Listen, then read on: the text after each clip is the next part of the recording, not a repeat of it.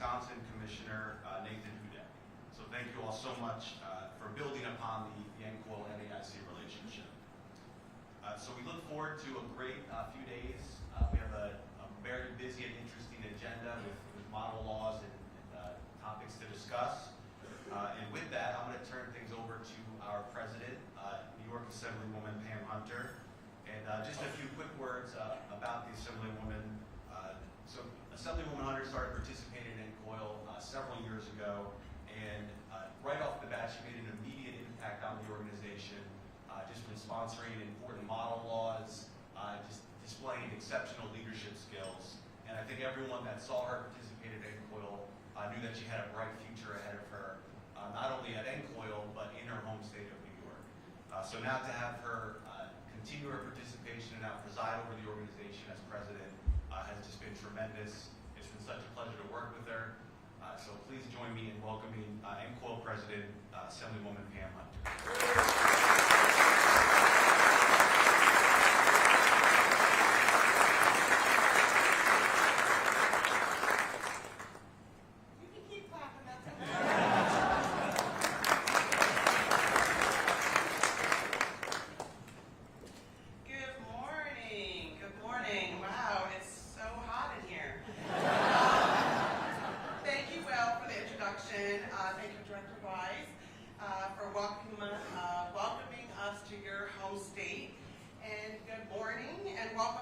To Charleston for the NCOIL 2025 spring meeting. I am very excited to be here at my first NCOIL national meeting as president. I do always love coming here for us to come together to meet and deal with the timely and important issues before us, and now presiding over the organization, it is a real honor. So everyone who's from New York knows that I am now the Speaker Pro Tem of the New York State Assembly. So I'm used to having a gavel in my hand usually during meetings, and I won't use one while I'm here this weekend. 2024 was a great year for NCOIL, both substantively and attendance-wise. We saw participation last year from 130 legislators across 41 states at our national meetings, and turnout that underscores how truly national NCOIL has become. A huge part of last year's success was attributable to our dear friend NCOIL's immediate past president, Texas Representative Tom Oliverson. So thank you, Tom, for all you did and set us up for a successful 2025. As you just heard from Will, we are off to a great start here in Charleston with the highest attended NCOIL spring meeting and any meeting, both in terms of legislators and overall attendance. That is tremendous to hear, and I look forward to building on this momentum throughout the year in terms of advancing meaningful model laws and continuing to boost participation at our meetings, particularly from legislators from states that haven't traditionally participated at NCOIL. We got a huge agenda this week. We'll cover a lot of ground on topics ranging from prior authorization, reform efforts to the use of genetic testing and underwriting to insurers' use of AI. That's AI, not A1. Those who are laughing know what I'm talking about. On that last topic, AI, I really want to stress how important I think that it is that NCOIL as a national group of insurance legislators takes the opportunity and provide guidance to states that are continuing to look at this issue. In my home state of New York, we are developing several bills related to AI and insurance, and I'm sure many of your states are as well, and if they haven't already, we'll continue to work on this. So it's important for us to engage. We are always working on timely issues. That's why we're nimble and flexible. We want to make sure we're having conversations about the issues that affect the industry, our consumers, policyholders, residents, constituents, and we get that done here at NCOIL. And our officer group believes we're off to a great start as well, so let me introduce you to them. We have Minnesota Senator Paul Utke, who is our Vice President. He's here with us now. Louisiana Representative Edmund Jordan, our Treasurer, is here with us. Utah Representative Jim Dunnigan, our Secretary, is here. And then our immediate Vice President, Tom Oliverson.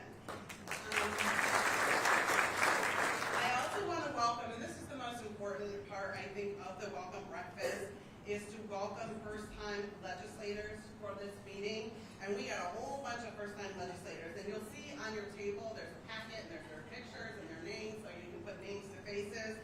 But we want to make sure you feel really, really welcome. So if you can stand when you're recognized, if you're able and willing, we got a whole list, and I want all of you to meet our new participants to NQUAIL. Arizona Representative Justin Wilmeth is here this morning. Welcome, Justin. Iowa Representative Brett Barker is here this morning. Iowa Representative Elizabeth Wilson also is here this morning. Illinois Senator Steve McClure. Welcome, Steve. Illinois Senator Julie Morrison is here this morning as well. I think Sarge said everyone from who's in the Kentucky State Legislature has to come here because we got a whole group of Kentuckians here.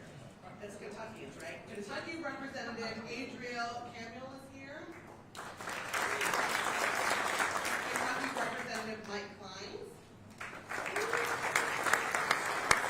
I heard they had a big dinner last night, so I wonder why some of them are here. Kentucky Representative Erica Hancock. Kentucky Senator Donald Douglas. From the great state of Maine, Representative Robert Foley. From the great state of Michigan, Representative Joseph Aragonam. I'm sorry if I said that wrong. Michigan Representative John Fitzgerald. Michigan Representative Sarah Leitner. Michigan Representative Greg Van Werkum is here this morning. To the north, North Carolina Representative Jennifer Malcolm. Good morning, Jennifer. New Hampshire Representative Julie Miles is here this morning. Ohio Representative Meredith Craig. Pennsylvania Representative Perry Warren. Good morning. We have Rhode Island Representative Alex Finkelman. North Carolina over there. Rhode Island Senator Matthew LaMountain as well. Good morning. South Carolina Senator Sean Bennett is here this morning. Virginia Delegate Irene Shin. Wisconsin Representative Calvin Callahan. I don't remember actually having my name called when I first attended, so I think this is really great. And if we miss any first-time NQUAIL attending legislator, please, if you could stand up if I missed your name, give us a shout-out. We want to make sure you don't get missed. Got everyone? Okay, good. We are definitely happy to have all of you with us and do hope that you enjoy the experience. I can't stress enough how important it is for legislators to participate at NQUAIL. That is the only way that we will continue to grow both size and prominence, and I thank each of you for being here.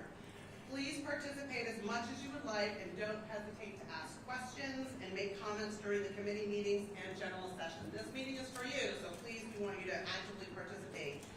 Just some logistics, there are, for new participants, 10 cards in the committee room with your name on it, and please take a 10 card and sit at the U-shaped table during the meeting. You don't have to be a committee member of the meeting to sit at the table. This is for the legislators. You can sit at any meeting, at any time, get your name tag, and go, feel free to sit at the U-shaped table. Also, as a reminder to all first-time attendee legislators and staff, I'll be meeting with you in the poinsettia room here in the mezzanine level right after this breakfast. So all new 23 legislators, I'll be meeting with you and some of my fellow officers to welcome you and join us if they are free. And anytime, please, if you have any questions, comments, concerns, as you are here, feel free to pull me or any of the officers and NQUAIL staff during the conference. We want to make sure this is as enjoyable and educational for you as possible. And additionally, for first-time interested party attendees, there will be a meeting right here in this room after this breakfast concludes that will provide a great opportunity for first-time attendees to learn how to get the most out of their NQUAIL experience. So in closing, I want to thank everyone again for being here with us this week and for supporting NQUAIL. I'm confident that this meeting will help us to get right off to a great start and to be sure to be another successful year. NCOIL is at its strongest when there is robust participation from legislators all across the country, and judging by the turnout for this meeting, we really are off to a great start. I look forward to a great meeting and working with all of you throughout my term and work as NCOIL president.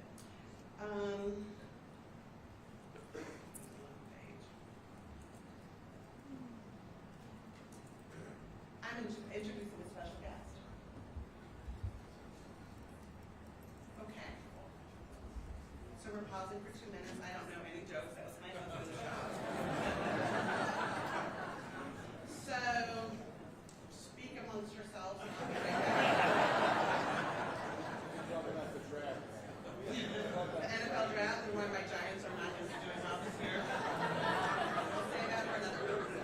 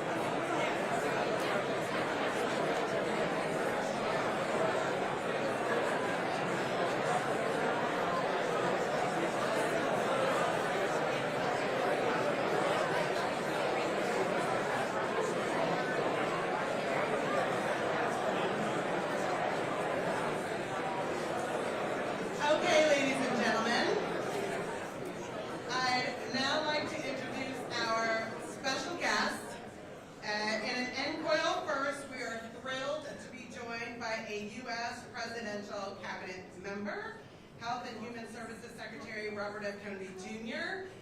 Many of the policies implemented by HHS had a direct impact on our states and constituents. So it's tremendous that Secretary Kennedy is here to form a partnership with both NCOIL as an organization and with us as an individual state legislator so that we can work together to promote the best possible health policy. And speaking of partnerships, I know Secretary Kennedy will be mentioning a new initiative which will provide a lot of new opportunity for state-federal partnerships. So we look forward to working with HHS going forward. With that, please join me in welcoming Secretary Robert F. Kennedy Jr.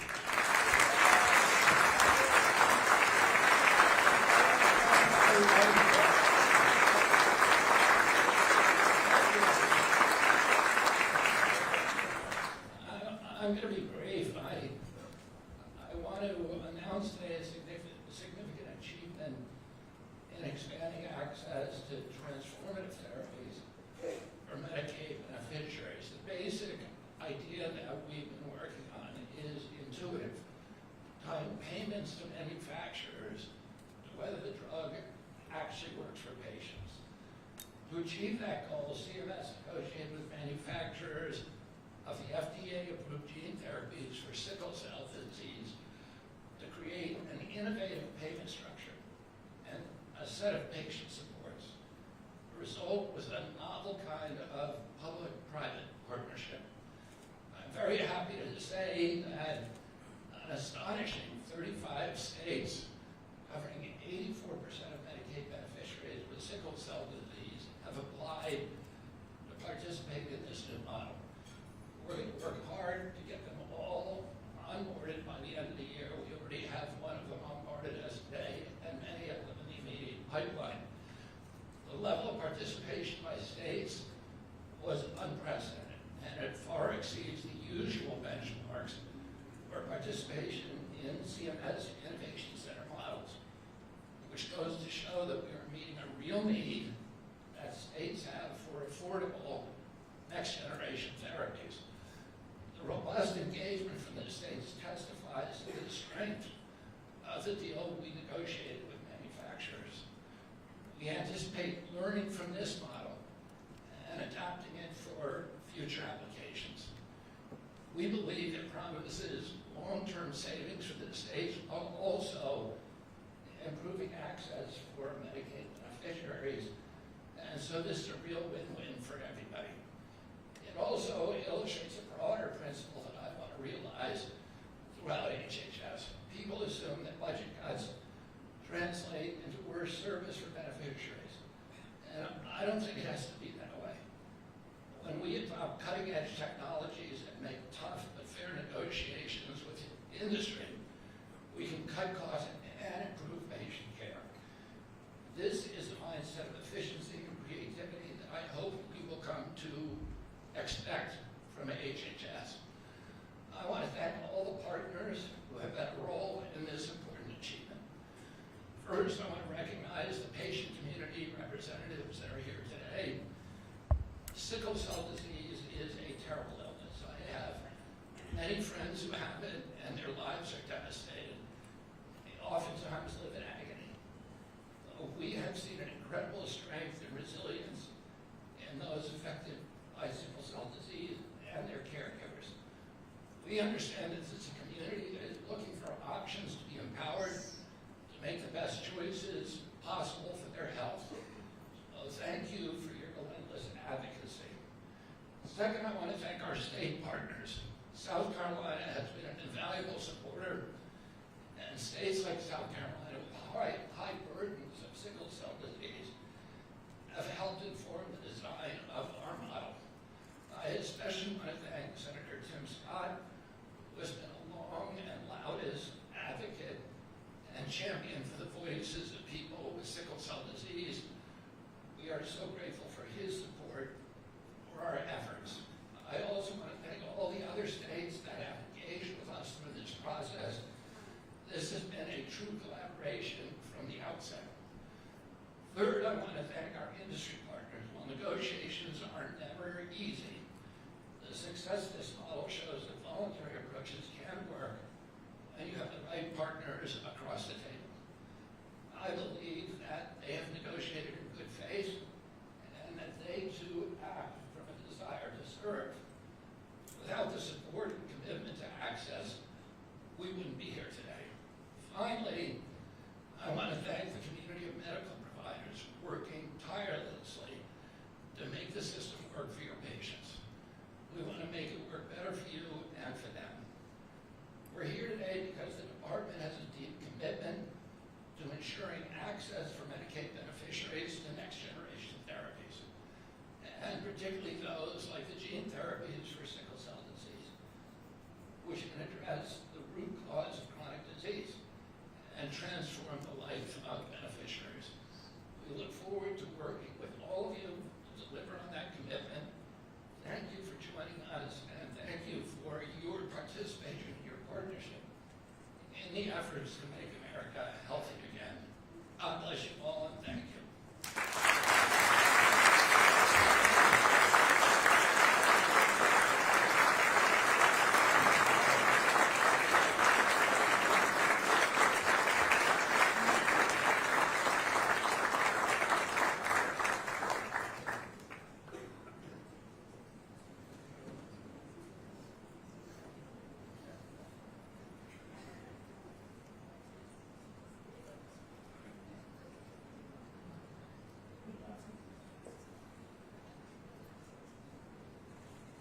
Thank you, Secretary Kennedy, for your remarks. I'm Abe Sutton, and I serve as Deputy Administrator of CMS and Director of the CMS Innovation Center, the entity that created this model. Thank you, everyone, for inviting me here today to give a few brief remarks. As Secretary Kennedy shared, we stand at a defining crossroads with the opportunity to reshape health and wellness in this country in line with the imperative to make America healthy again. The CMS Innovation Center was entrusted by Congress with the mandate to improve the healthcare system by developing healthcare payment and service delivery models to lower costs and improve the quality of care. We are uniquely positioned to guide the path to help Americans live healthier lives. We will do so by embracing evidence-based prevention, by empowering people to achieve their health goals, and by driving choice and competition.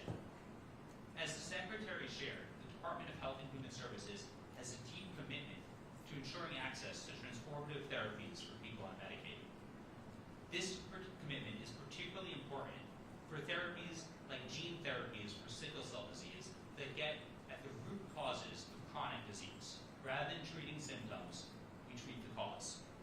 As the Director of the Innovation Center, I have the privilege to work every day with leaders from across the healthcare industry to develop new payment and service delivery models. As more cell and gene therapies come to market with high price tags, we face a challenge. Ensuring that patients in need can access these life-changing treatments while also protecting state budgets. Today, the process for securing coverage for these treatments is highly fragmented. Sometimes what we see is that each time a new patient presents, a state is forced to create new mechanisms for covering that patient. That includes building coverage policies, aligning with care management entities, and negotiating single case agreements patient by patient. The process can sometimes take 12 to 18 months. That delay has consequences. It means that patients don't get timely access to treatment. It means that might delay their care, and they may stay on treatments that only treat the symptoms of disease. It can affect their productivity. It could affect daily living. It also means that manufacturers have a harder time bringing products to market and have to underwrite longer delays in that process. It means a high burden on states, managed care organizations, and providers as they design ad hoc solutions patient by patient. That is why the Innovation Center is operationalizing this model, one that front-loads the work and creates standardized collaborative processes among the states, Medicaid managed care organizations, providers, and manufacturers. With this model, states will already have coverage policies in place with alignment with their managed care entities and agreements with providers so that when patients present, they can be improved in a matter of days, not months. The Innovation Center started this model with a focus on sickle cell disease. Sickle cell disease is a devastating lifelong condition that causes severe pain, organ damage, a result, patients often spend significant time in the hospital. This model is a great example of how we can deliver on important access along with cost savings when public and private partners come together and work towards a common goal. This model will also offer access to fertility preservation treatment. These gene therapies involve a chemotherapy process that renders most patients infertile. Many of the impacted children and young adults don't have insurance coverage for fertility preservation, and this could be a meaningful barrier to starting their own families in the fullness of time. Through this model, we are allowing manufacturers to pay for fertility preservation services to support children, young adults, and families. Let me cut straight to the heart of this policy. We are now operating a model that will dramatically improve states' ability to provide life-changing gene therapies to people on Medicaid in a fiscally responsible manner, all while holding manufacturers accountable for the results that they deliver. This integrated approach underscores the effectiveness of collaboration. We want to make sure there's a functioning, sustainable market by addressing the barriers that stand in the way, whether it's reimbursement policies, access across state lines, or supportive services.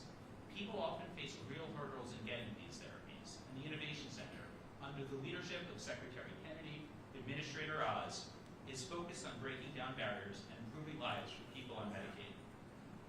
We understand that the pipeline for cell and gene therapies is robust and growing, and we want to be out in front with our partners, working to transform the marketplace for all cell and gene therapies, going beyond sickle cell disease. We welcome your input on where we should turn our attention next, on where there is a need from states for our support and from patients for improved access. Thank you.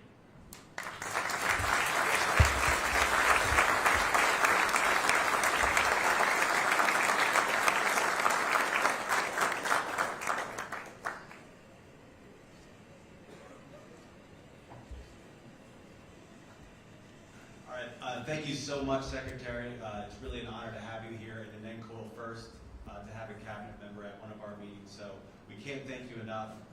Please, if we could just give one more round of applause for you.